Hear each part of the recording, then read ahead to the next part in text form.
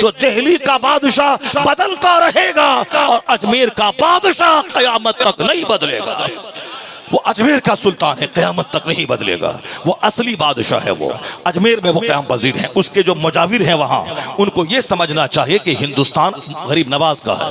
यहाँ क़यामत तक जब तक मदरसा रहेगा, मस्जिदों की दीवारें रहेंगी, चेहरे पे तालियाँ चमकेंगी, सरों पे टोपियाँ रहेंगी, एहसान इसी दाइए इस्लाम का रहेगा जिन्होंने हिंदुस्तान में इस्लाम की ज़बरदस्त दावत दी। 90 लाख कुफ़ार मुशरिकीन के खाली सीने में ईमान का नूर अता कर दिया। वही धीरे धीरे बढ़ते बढ़ते आज 40 करोड़ की सूरत में लोग तब्दील हो गए। पूरा हिंदुस्तान उनका है। वो चमन उसने लगाया है। जो चमन लगाता है उसको दर्द होता है चमन से।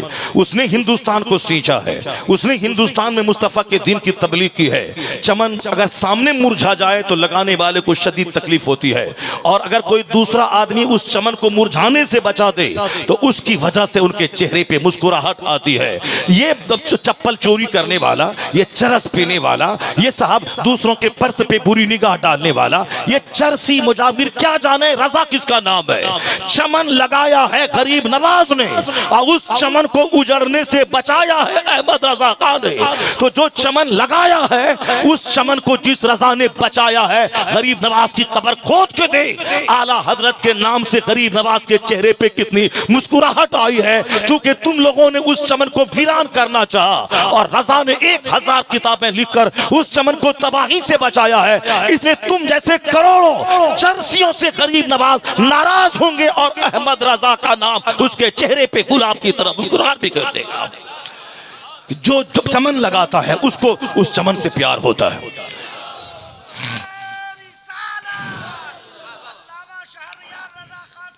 जो चमन लगाता उसको दर्द होता है। ये क्या जा रहा है? ये तो गरीब नवाज के नाम पे पेट पाला है, या तो गरीब नवाज के नाम पे मकान बनाया है, ये तो गरीब नवाज के शहर में इस्लाम को बदनाम किया है। मुसलमानों की तारीख रही है मेहमानों की इज्जत करना, मेहमानों का रिस्पेक्ट करना। मेहमान गरीब नवाज के सारे हिंदुस्तान से आते हैं। जब वह हिंदुस्तान का बादशाह है तो बंगाली भी जाएगा, बिहारी भी जाएगा, उड़िया बजाने वाला जाएगा, मराठी भी आएगा, कश्मीरी भी आएगा। सुल्तान का दरबार है, पूरा हिंदुस्तान आएगा। तो जिसकी जबान कश्मीरी है वह कश्मीरी में सलाम पढ़ेगा, जिसकी जबान बंगला है वह बंगला में सलाम पढ़ेगा, जिसकी जबान गुजराती है वह गुजराती में सलाम पढ़ेगा। ये बंदर भेड़िए, तुमने नहीं जाना कि सुल्तान की बारगाह में लोग आए हैं, तुमने क्यों पाबंदी लगा दी? ये नहीं पढ़ना वो नहीं पढ़ना है, तेरे बाप की जागीर है क्या वो?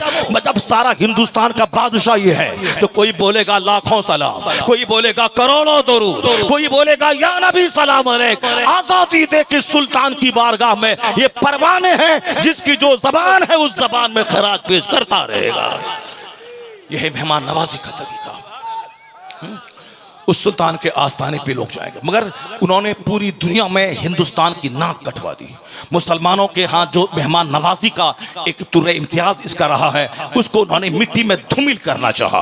पूरी दुनिया में थू थू मचा दी। वहाँ के वो जवान जवान दाढ़ी मूंढने वाले बूढ़े बूढ़े, वह काली टोपी पहनकर साहब पीले रंग का तौलिया पहनकर आने वाले जायरीन पर के जेब पे नजर रखने वाला। तुम क्या जाने गरीब नवाज कौन है? तुम तो गरीब नवाज के आस्थाने पे तौहीन करता है, तुम तो वहाँ चिल्लाता है, तुम तो वहाँ दूसरों की जेब में हाथ डालता है। चप्पल चोर, तुम क्या जाने रजा किसका नाम है? तुम क्या जाने अगर दिल तेरा जिंदा है तो सिर्फ एक जुमला मेरी याद रख, एक जुमला मेरा याद रखना। ये जो वहाबियत की आंधी चली थी 100 साल पहले नजद से, मोहम्मद इब्ने अब्दुल वहाब नजदी की तहरीक हिंदुस्तान में आई थी। उस तहरीक को पानी देने वाला कौन था?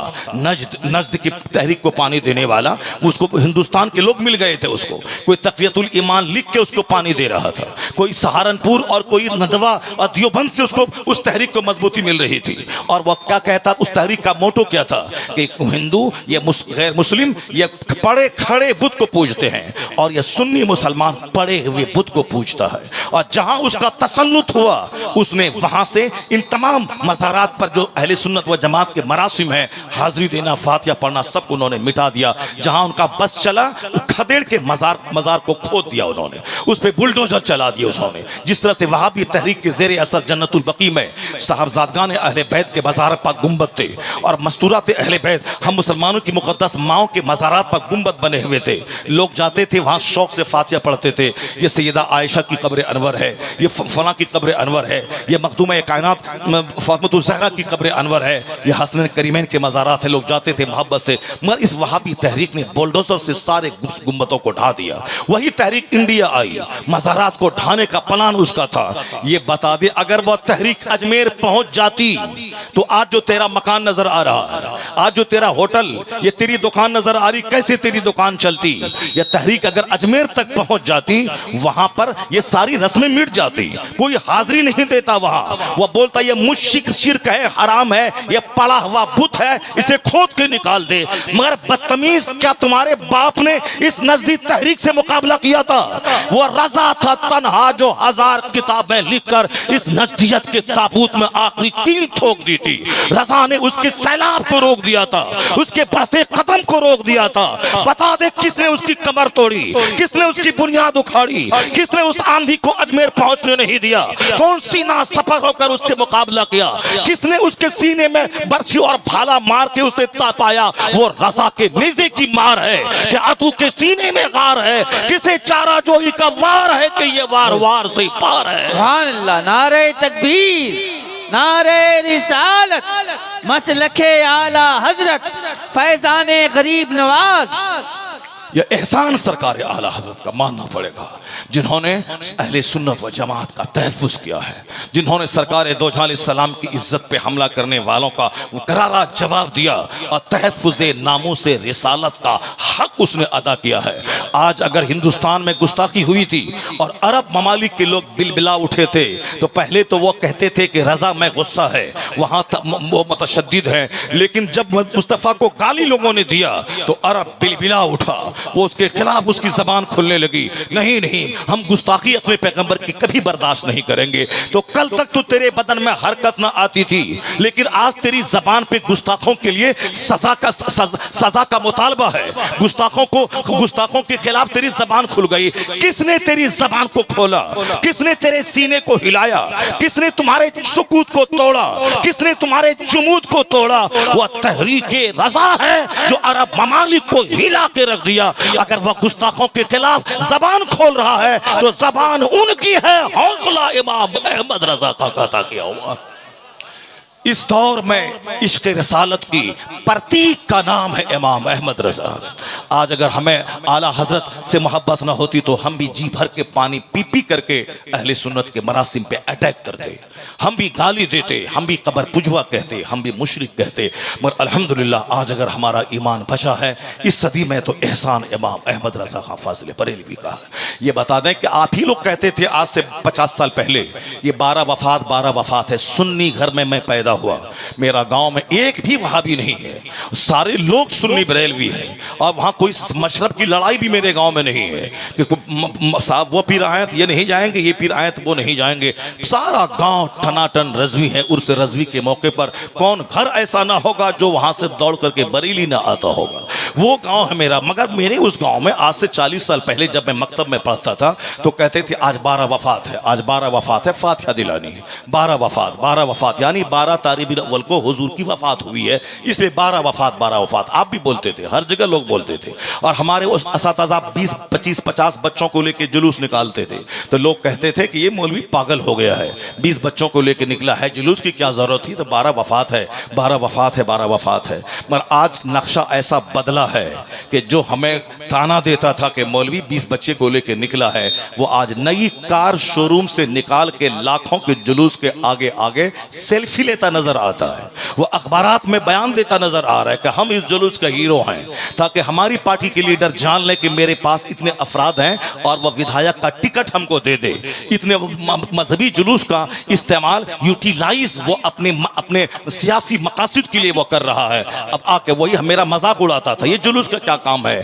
अब वो आगे आगे जा रहा है, आगे आगे जा रहा है, हाथ में झंडा लिए हुआ है, हर घर में झंडा, हर मस्जिद के ऊपर झंडा, ट्रेन के ऊपर झंडा, यहाँ तक कि साहब जिस गली से ट्रेन गुजरे उस पूरे इलाके में झंडे को देख के समझ जाए खुश अकीदा मुसलमानों का ये इलाका है। मस्जिदों के ऊपर झंडा।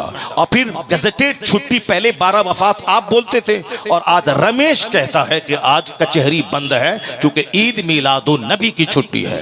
आज उमेश बोलता है स्कूल बंद है, 12 वफात नहीं, 12 वफात मुसलमान बोलता था पहले, आज उमेश कहता है कि बैंक बंद है, ईद मिलादुन नबी की छुट्टी है। आज कचहरी बंद है, ईद मिलादुन नबी की छुट्टी है। यहां तक के मदरसा बोर्ड के चंद नाहंजारों ने आज तक जो तातीलात की फहरिस्त है उसमें फातह दवाज़दहुम लिख रहा है, यानी ईद मिलादुन नबी सारी दुनिया में धूम मच रही इस जुमले की।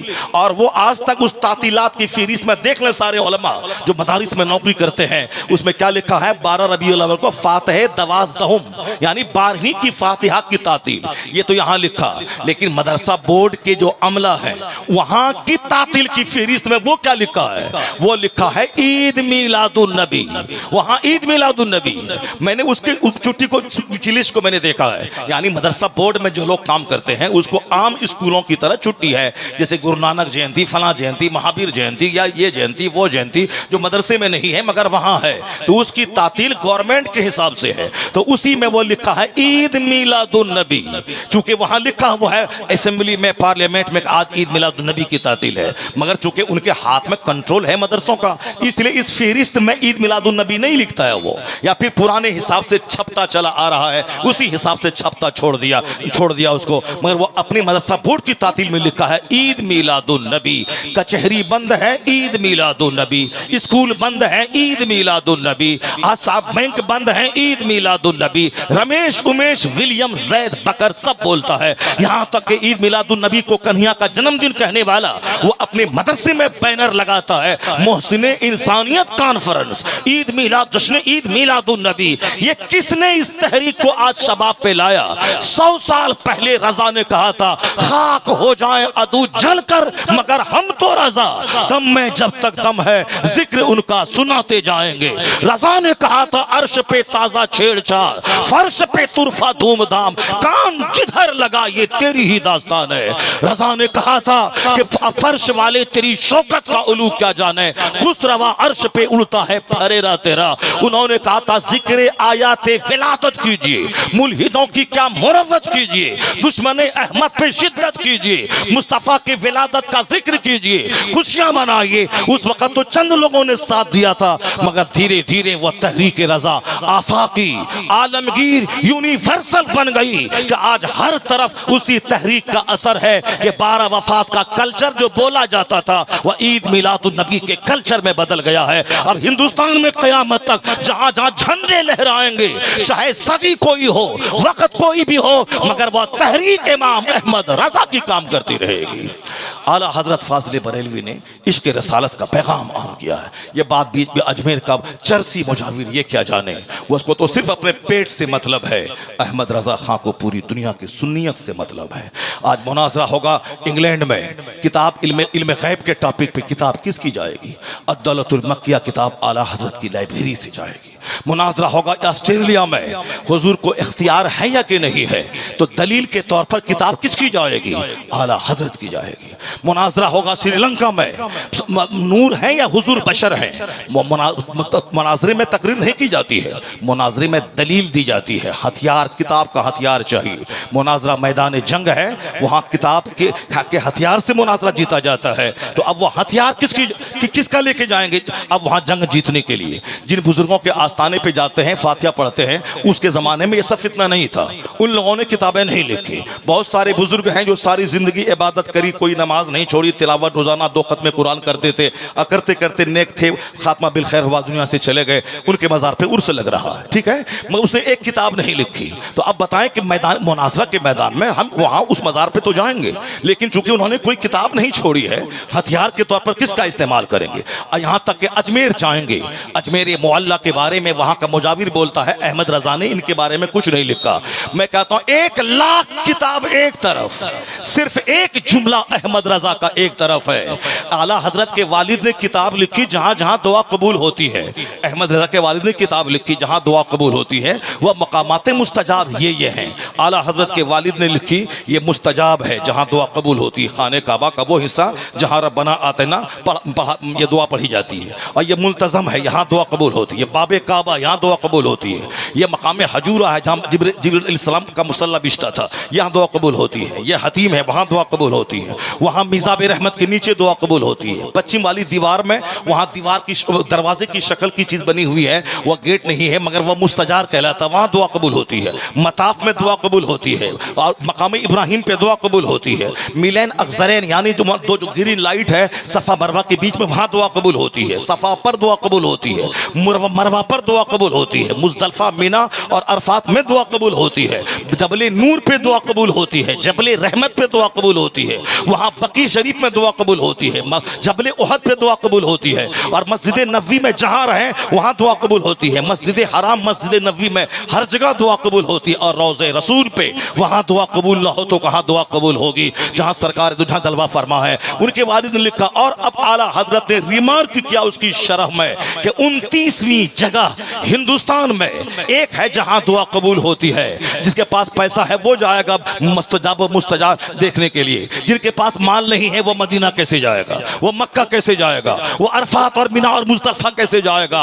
आला हजरत ने उन गरीबों का ख्याल करते हुए हकीकी बात लिख दी कि 29वीं जगह है हिंदुस्तान में रोज़ा गरीब नवाज जहां दुआ कबूल होती ही होती है। ये बता दे कि जिसने मनकबत लिखी गरीब नवाज की शान में वो मनकबत एक तरफ, इस जुमले का कोई जवाब है जो आला हजरत ने लिख दी कि मक्का गरीब नवाज का रोजा ये मकाम मुस्तजाब है जहां दुआ कबूल होती ही होती है। आला हजरत के मसलक से करीब होने का मतलब गरीब नवाज की इज्जत, गौसे आजम की इज्जत, जुमला औलिया सालिहीन की इज्जत, इमाम आजम की इज्जत, अहले बैत की इज्जत, सहाबा की इज्जत, यहाँ